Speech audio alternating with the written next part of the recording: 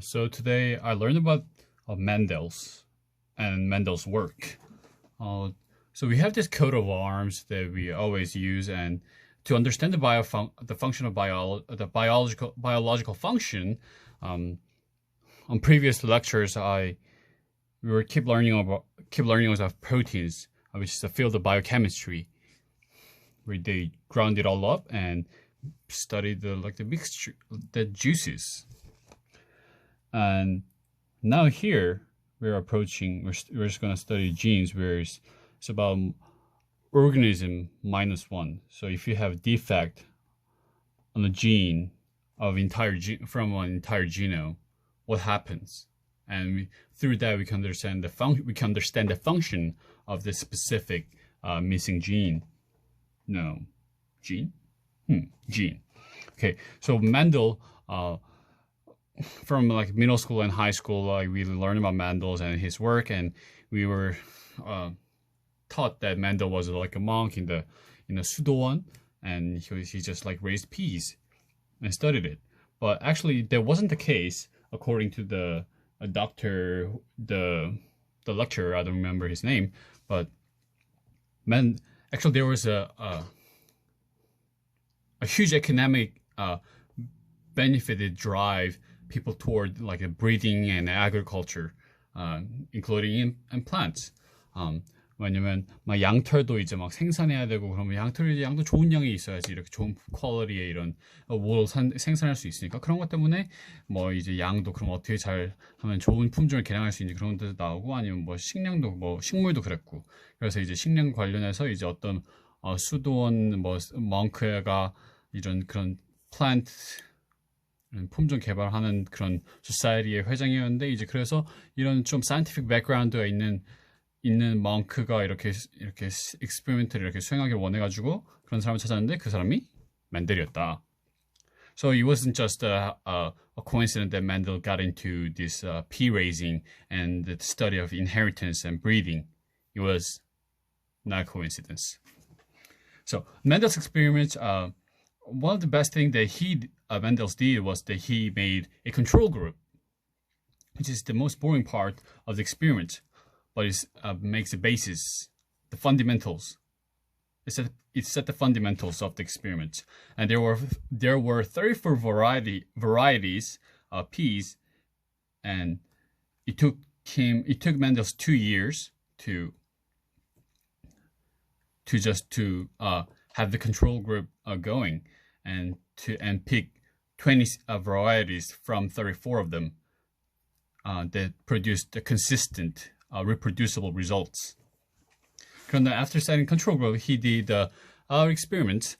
그래서 여기 지금 round하고 wrinkle 1을 예시로 들었는데, when you 이렇게 wrinkle 1하고 round 1을 이렇게 결합해가지고 이게 이 세대 이제 F1을 거치면 이거 round 1이 나오고, 그 round 1끼리 또 이렇게 pollinate 시켜가지고 했더니 여기 mixture of wrinkles and round 1이 나온다더라. 그래서 여기 이 결과만으로 가지고 그냥 있던 게 아니라, what Mendel did was he counted the numbers of round 1 and the wrinkle ones. 그랬더니 the general ratio was 2.96 to 1, and for other traits besides round 1 and wrinkle 1, maybe it could be stem length or the color of the peas and etc. 근데 전부 다 3.15 or 3.02 to 1, 2.96 to 1, 다 3 to 1의 ratio에서 이렇게 머물렀던 거지. 그래서 now with this data result from this data, Mendel made a model that there's this big A and a small a, and when you mix them, when you 이렇게 교배를 해가지고 crossbreed 해서 여기 이 자식이 이제 big A하고 and small a가 나름 가진 round 1이 나오는데, 왜냐면 그때 이제 usual ratio가 이렇게 3 to 1이 나오는데, 그러려면은 이게 randomly 이렇게 믹스 해가지고 big A, small a, big A, and A, small a 이런 네 가지 컨비네이션이 나올 수 있고, 이거의 그 result 비율이 3 to 1이다. 이런 모델을 말하는 모델을 이런 데이터에 이렇게 상응하는 그런 모델을 만들 수가 있었고, 그래서 prediction을 이제 중요한 건 prediction이지. 왜냐? model. Anyone can make a model that fits the result of the experiments. 이 specific experiment에 대한 모델을 만들 수 있지. 왜냐? 그럴 모델을 일부러 그런 모델을 만든 거니까. 모델 이런 결과에 맞게 모델을 그렇게 끼워 맞춘 거니까. 그럼 이 모델을 맞다는 걸 이제 prove 하려면은 you have to make a prediction that otherwise wouldn't have been so obvious. So Mendel made a prediction. 여기에서 나온 이 mixed 이 small a, big a가 mixed된 그런 콩을 가지고 다시 small a하고 교배를 시켜서 자식을 보면은 1대1이 나올 거다. Which makes sense because there's small a, this wrinkle one can only give small a's, and this one has this is the only one. This round one is the only one with the big a, so it's either gonna give 1-to-1, and that's what happened. So Mendel kind of proved his model. And on the third chapter, I learned the definition of generic terms. And the very first one, gene, is a discrete factors of inheritance. So gene could be, I mean, for example, it's like the color of pea, or the stem length, or the location of the flower, or the wrinkles, etc. 그래서 inheritance가 될 수 있는 그런 discrete factor들이고, and allele is alternative type of gene. 그래서 big A, small a가 each of them is allele이고, there's two, and so there are 2 allele for each gene. 근데 allele itself cannot be recessive or dominant.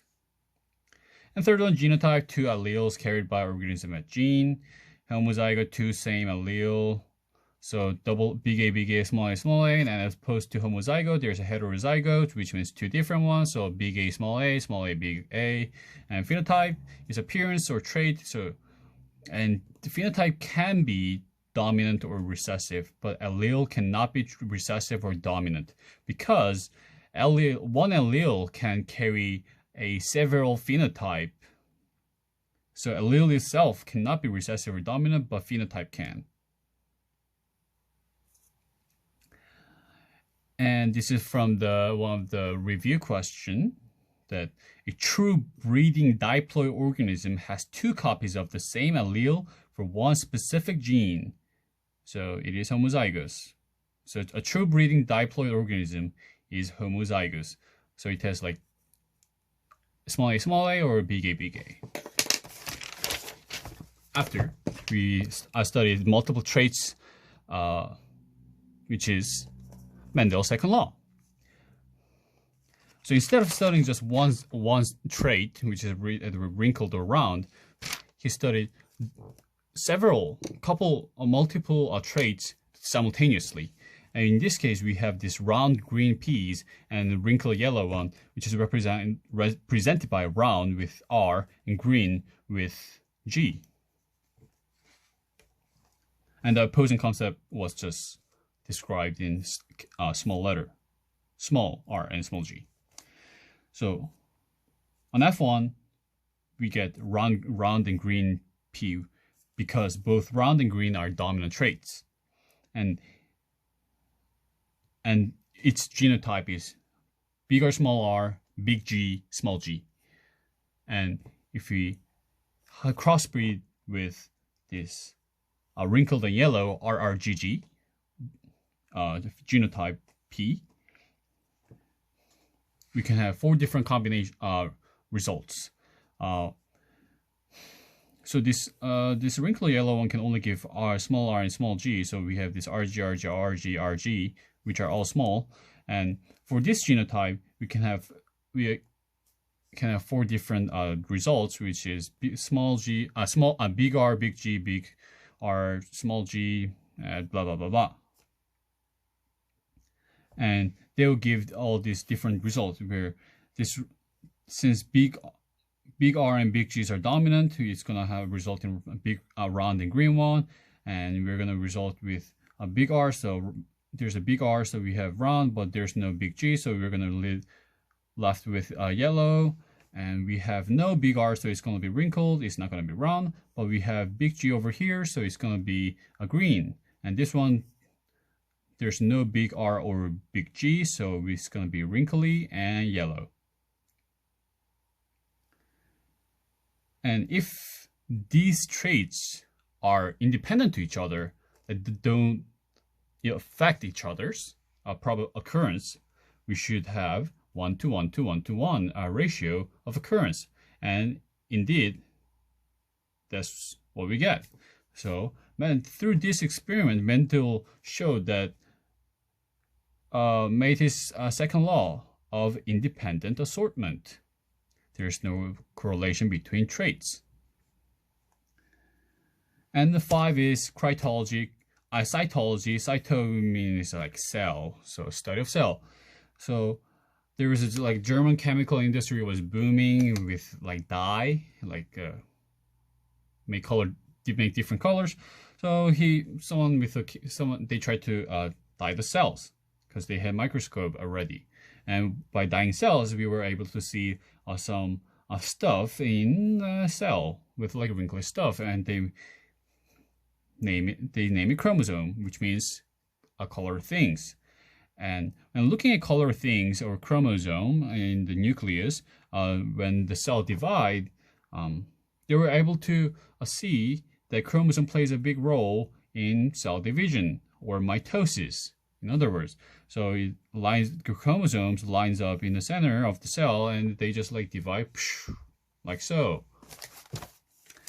But for gametes, which are reproductive cells like sperm and eggs, we call it meiosis, and they work a little differently.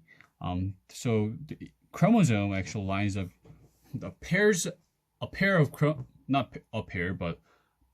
multiple pairs of chromosome lines up in the center, and instead of getting like splitted like over here in each chromosome, the pair of chromosome gets splitted into 2 cells, which we call it the meiosis 1, and then it gets split in half like the previous mitosis, and then we go through meiosis 2, and we result in 4 cells.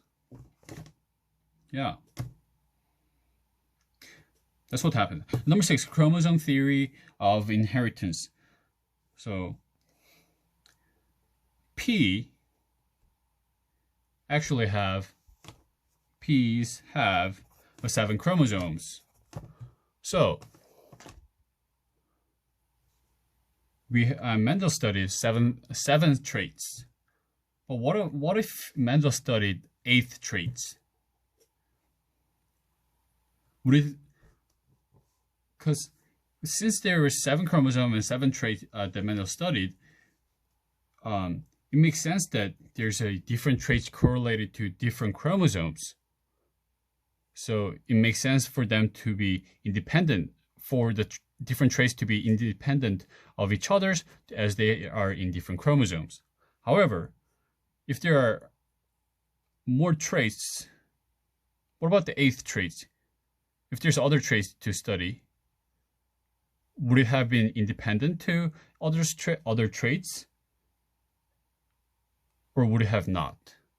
And I'm going to study that in the next lecture. Done. Okay.